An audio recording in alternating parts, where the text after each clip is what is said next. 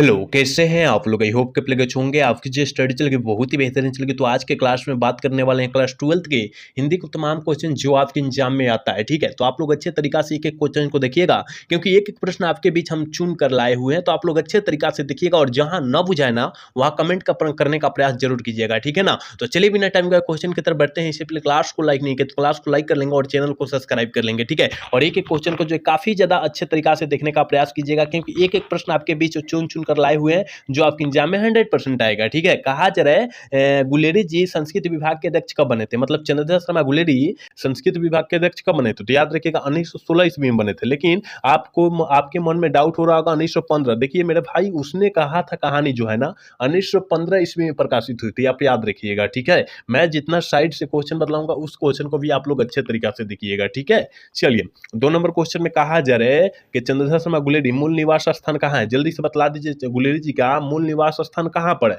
आप कहिएगा गुरुजी हमें पता है कि कांगड़ा हिमाचल प्रदेश में पड़ता है। ऑप्शन बी वाला सही हो जाएगा। 2 का ऑप्शन बिल्कुल ऑप्शन बी हो जाएगा। याद रखिएगा, मैं जितना क्वेश्चन आपके बीच करा रहा हूँ काफी ज्यादा इंपॉर्टेंट क्वेश्चन करा रहा हूँ, तो आप लोग अच्छे तरीका से सारे क्वेश्चन को देखिएगा, ठीक है? चलिए, अगला क्वेश्चन यानी 3 नंबर क्वेश्चन में कहा जरा जयप्रकाश नारायण के माता का क्या नाम था? आपको पता होनी चाहिए कि जयप्रकाश नारायण जी का माता का जो नाम हुआ था वो फुलरानी देवी था। याद रखिएगा, ऑप्शन बी वाला करेक्ट होगा। याद रखिएगा, आप ऑप्शन ए न मार दीजिएगा, गलत हो जाएगा, क्योंकि इनका जो है पत्नी का नाम जो था मनरूप देवी था, लेकिन माता जी का नाम नहीं पूछा गया है, तो फुलरानी मार दीजिएगा, ठीक है? आप अच्छे से तरीका से समझिएगा और एक अच्छे तरीका से क्वेश्चन को देखने का भी प्रयास कीजिएगा। कहा जा रहा है कि जयप्रकाश नारायण सभी अवज्ञा आंदोलन के दौरान जेल कब गए थे? कब गए थे? याद रखिएगा, कहिएगा गुरुजी हमें पता है 1932 ईस्वी में गए थे। बिल्कुल ऑप्शन ए हो जाएगा। 4 का ऑप्शन ए होगा। याद रखिएगा। 5 नंबर क्वेश्चन में कहा जा रहा है कि परशुराम की प्रतीक्षा किनकी रचना है? परशुराम की प्रतीक्षा किनकी रचना है? किस लेखक की रचना है? आप कहिएगा गुरुजी हमें पता है राष्ट्रकवि दिनकर जी। कौन बोले जाते हैं? राष्ट्रकवि दिनकर जी। याद रखिएगा, रामधारी सिंह दिनकर को बोला जाता है, ठीक है? आप याद रखिएगा इस प्रश्न को। चलिए, अगला क्वेश्चन 6 नंबर क्वेश्चन में कहा जा रहा है कि राष्ट्रकवि दिनकर जी थे। जल्दी बतलाइए, काफी ज्यादा इंपॉर्टेंट क्वेश्चन है आपके बीच। काफी ज्यादा इंपॉर्टेंट क्वेश्चन लाए हैं कि राष्ट्रकवि दिनकर जी थे, क्या थे? कवि थे कि गद्यकार थे? दोनों थे। याद रखिएगा, बिल्कुल ऑप्शन सी हो जाएगा। याद रखिएगा, कवि भी थे और गद्यकार भी थे। याद रखिएगा, ठीक है? आप याद रखिएगा, एक भी क्वेश्चन छोड़िएगा मत। मैं जितना क्वेश्चन आपके बीच दे रहा हूं ना, एक क्वेश्चन को भी मत छोड़िएगा। कहा जा रहा है कि सच्चिदानंद हीरानंद वात्स्य अगे ने कौन सा पुस्तक दिया गया था? कौन सा पुस्तक जो है दिया गया था? किनका? अगे जी को कौन सा पुस्तक दिया गया था? आप कहिएगा गुरु जी हमें पता है इनमें से सभी पुस्तक जो है अगे जी को दिया गया था, ठीक है? याद रखिएगा, 7 का ऑप्शन डी होगा। याद रखिएगा। 8 नंबर क्वेश्चन में कहा जा रहा है कि जयशंकर प्रसाद की भाषा कौन थी?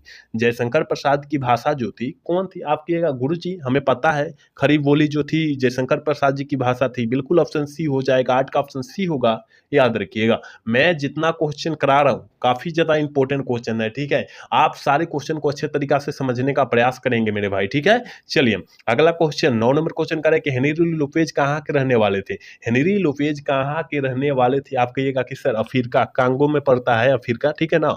ऑप्शन डी वाला करेक्ट होगा। याद रखिएगा। चलिए, अगला क्वेश्चन 10 नंबर क्वेश्चन में कहा जा रहा है अधिनायक कौन कैसी कविता है? अधिनायक जो है कैसी कविता है? आप कहिएगा कि सर व्यंग्यात्मक कविता है, लेकिन पूछा जाएगा कि अधिनायक कविता जो है कौन से कवि लिखे हुए हैं? तो कहिएगा कि सर अधिनायक रघुवीर सहायक जी लिखे हुए हैं। आप याद रखिएगा, ठीक है? चलिए, 11 नंबर क्वेश्चन में कहा जा रहा है जय कृष्ण मूर्ति किस रूप में देखे जाते हैं? जय कृष्ण मूर्ति जी किस रूप में देखे जाते हैं? कहिएगा गुरु जी महामनीषी के रूप में देखे जाते हैं। बिल्कुल ऑप्शन ए हो जाएगा। याद रखिएगा, आप लोग केवल देखते जाइएगा, क्योंकि हम लोग क्वेश्चन पर ही बात करते हैं, हम लोग इधर उधर का बात नहीं करते हैं, टाइम लॉस नहीं करते। हम लोग जितना क्लास कराते हैं, जितना क्वेश्चन कराते हैं, कम समय में कराते हैं, ठीक है ना? क्योंकि मान लीजिए कि हम कम समय में कराएंगे, आप सभी को और विषय ना पढ़ना है, तो इसलिए हम लोग काहे खातिर दो जो है हम लोग आपको जो है बात में भुतला कर रखे हैं, ठीक है ना? इसलिए हम लोग जितना भी क्वेश्चन कराते हैं कम समय में कराकर खत्म कर देते हैं हम लोग, ठीक है?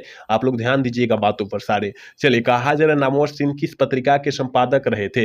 नामवर सिंह किस पत्रिका के संपादक रहे थे? आप कहिएगा गुरुजी हमें पता है आलोचना पत्रिका के संपादक रह चुके हैं नामवर सिंह। याद रखिएगा, बिल्कुल ऑप्शन सी होगा। 13 नंबर क्वेश्चन में कहा जा रहा है कि परमात्मा का संधि विच्छेद क्या होगा? परमार्थ के संधि विच्छेद जो होता है क्या होता है? परम जोर अर्थ होता है। परम जोर अर्थ होता है परमार्थ का संधि विच्छेद। याद रखिएगा, ठीक है?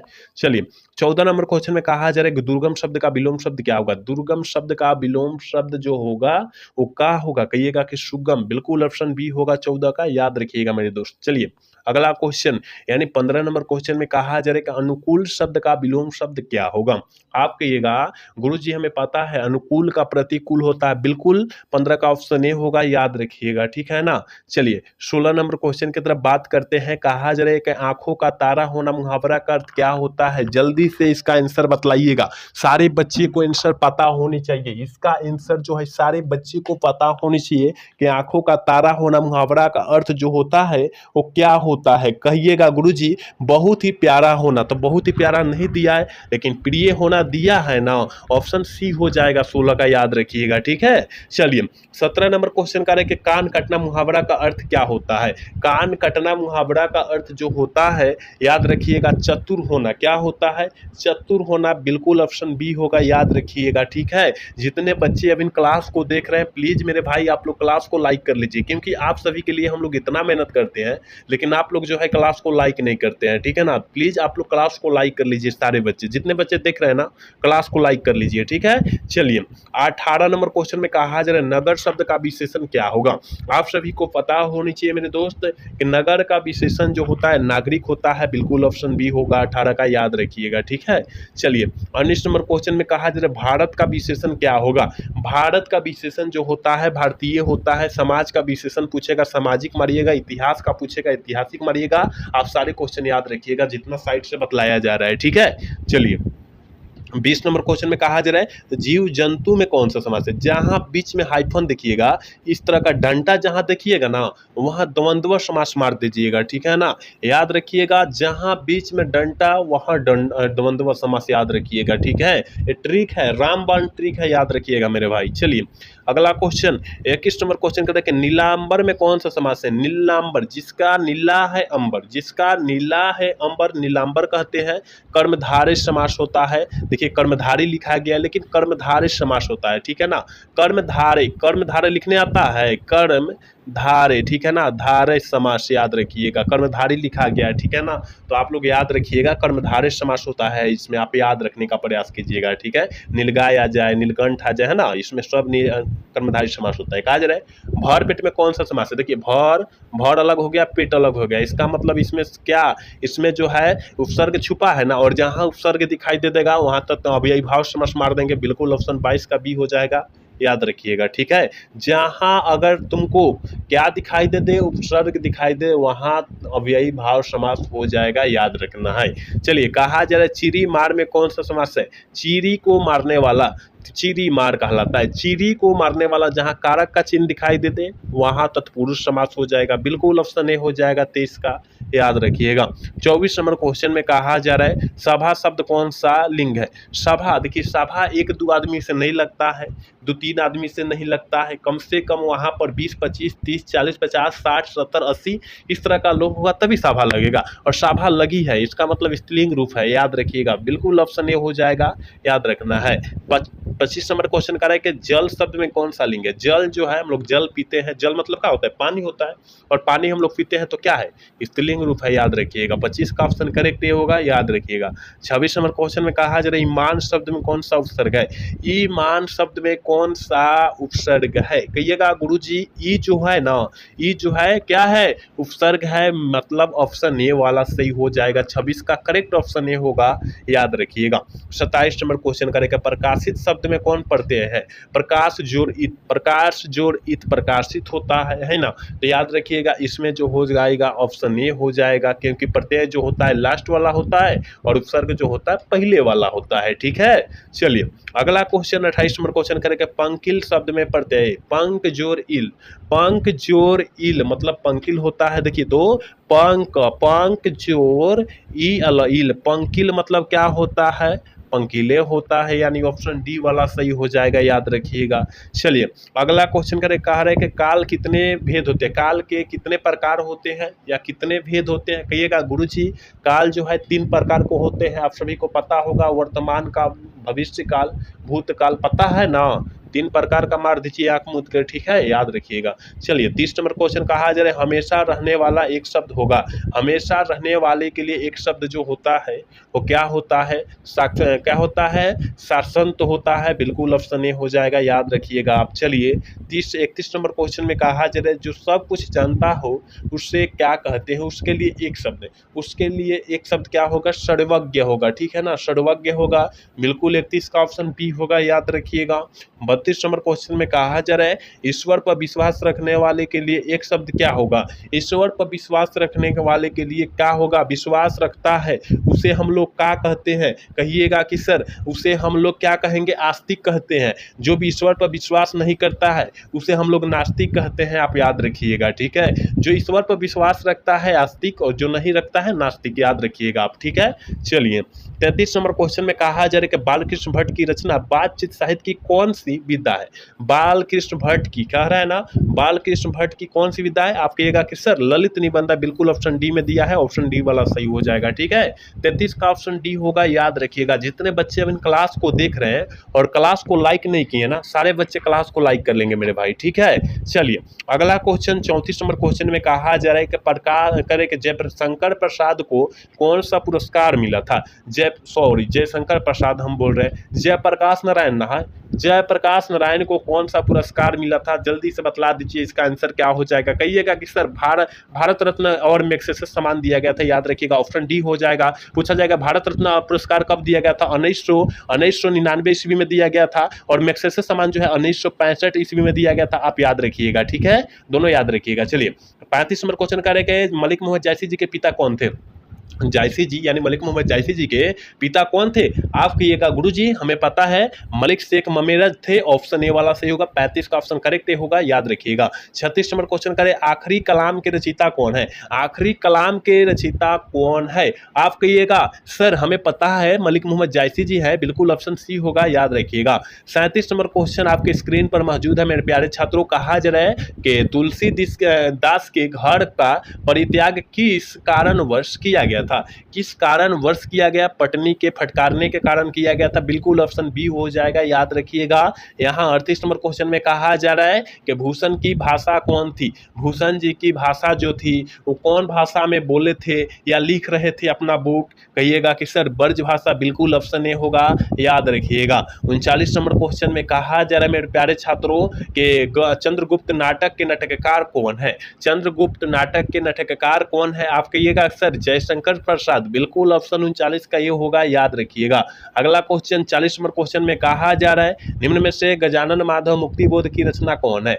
निम्न में से गजानन माधव मुक्तिबोध की रचना जो है कौन है? हार जीत जो है अशोक वाजपेयी जी की रचना है। जन जन का चेहरा गजानन माधव मुक्तिबोध जो फिलहाल अभी पूछा गया है, इसका ऑप्शन बी वाला करेक्ट हो जाएगा। गांव का घर ज्ञानेंद्र पति जी की रचना है। अधिनायक रघुवीर सहायक जी की रचना है, याद रखिएगा, ठीक है।